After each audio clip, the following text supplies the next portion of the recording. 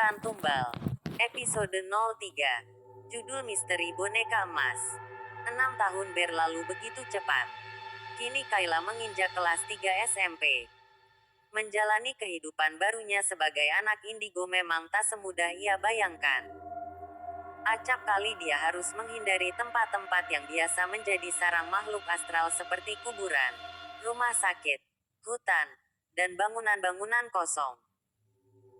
Tak hanya itu, terkadang sejumlah teman juga sering mengolok, menuduh bahwa dia hanya sekedar membual tentang apa yang ia lihat. Awalnya Kayla memilih diam, tapi peristiwa-peristiwa mengerikan tayang begitu saja di dalam kedua bola matanya seolah-olah ia berada di tempat kejadian. Membuat Kayla selalu ikut campur dalam beberapa kasus kematian. Kayla menggendong tas ranselnya, berjalan melalui jalan setapak menuju rumahnya. Ia terhenti dengan dahi berkernyit, melihat puluhan orang berkerumun, berdesak-desakan di rumah Paliem. Buk! Kayla menghentikan salah seorang warga yang berlarian tampak bergegas menuju rumah Paliem. Ada apa? Ya, di rumah Paliem. Oh itu. Paliem barusan nemu boneka emas di dalam sawahnya. Jawab warga itu lalu pergi untuk melihat rupa boneka emas itu. Kepala Kayla mendadak pusing. Pandangan matanya memudar. Sekelebat sebuah tayangan hadir dalam kepalanya. Ia melihat sebuah boneka emas berbentuk harimau dengan mata biru safir. Tak lama, ia melihat kepulan asap hitam mengelilingi rumah Paliem. Asap hitam itu tampak bergerak-gerak, perlahan mengepul, lantas membentuk seperti tali dan memasuki rumah Paliem. Kayla berlari. Ia menerobos kerumunan warga yang berjubel. Dengan susah payah, ia berhasil keluar dan menemukan senyuman sumringah Paliem dan Bu Fai yang tampak bangga memamerkan boneka emas milik mereka. Sekilas tayangan lagi-lagi tampil di mata Kayla. Dia melihat peristiwa asal-muasal boneka itu dikubur di dalam sawah.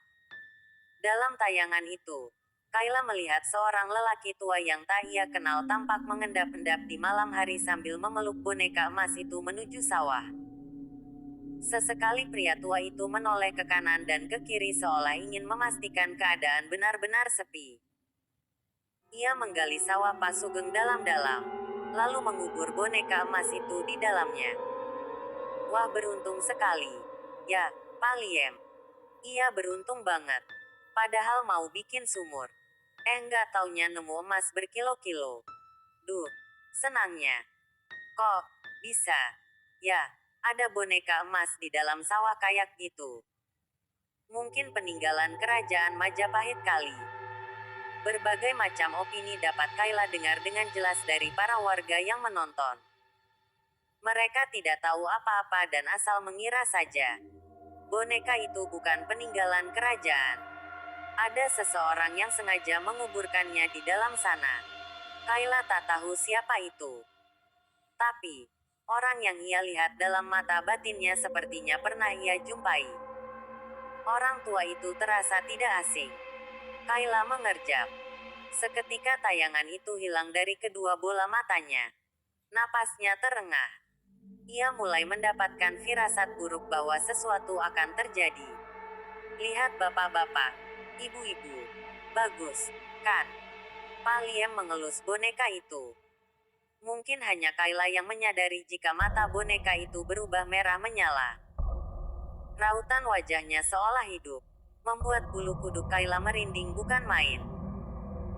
Kayla menggeleng tak percaya saat tali-tali yang terbuat dari kepulan asap hitam mendekati Paliem dan istrinya. Menggelayut memenuhi ruangan seakan siap mencekik siapapun yang ada di dalamnya. Dan anehnya, semakin sering Paliem memegang boneka itu, kepulan asap yang menari-menari tersebut semakin menghampiri leher Paliem.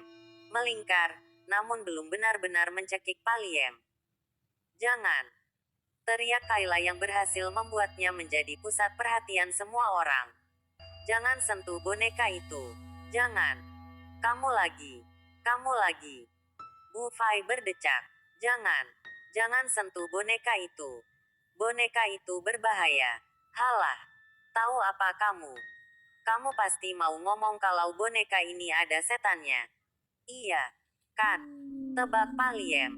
Nada bicaranya seperti meremehkan. Iya, cepat buang boneka itu ke laut atau apa? Kamu mau bilang kalau saya akan mati? Begitu. Boneka itu pembawa bencana. Cepat buang ke laut. Paliem menyunggingkan salah satu sudut bibirnya. Kamu pikir saya akan percaya sama omongan anak kecil kayak kamu? Hah, iya. Pergi sana. Kami nggak percaya dengan hal-hal yang kayak begituan. Jadi jangan mengada-ngada, kata Bu Fai. Saya tidak mengada-ada, Bu. Boneka itu. Boneka itu adalah boneka kutukan. Seseorang sengaja menguburnya di dalam sawah. Sudah, jangan banyak bicara. Saya tidak suka mendengarkan anak sok tahu seperti kamu. Kalau kamu mau lihat boneka ini, ya, silahkan. Kalau kamu pergi, ya, bagus kalau gitu. Para warga mulai berbisik lagi satu sama lain. Terdengar berbagai macam opini dari mereka. Benar nggak sih, kalau boneka itu boneka kutukan? Ya, kalau saya sih percaya-percaya saja sama perkataan Kayla. Toh dia sudah beberapa kali bisa menebak kematian warga, kan? Mungkin itu hanya kebetulan. Iya, mungkin itu cuma kebetulan. Namanya juga anak-anak. Pasti khayalannya tinggi. Kayla menghela napas jengah. Ia lelah dengan kemampuannya yang hanya dirinya sendirilah yang bisa mengerti. Terserah. Bentak Kayla marah. Terserah kalian mau percaya atau enggak.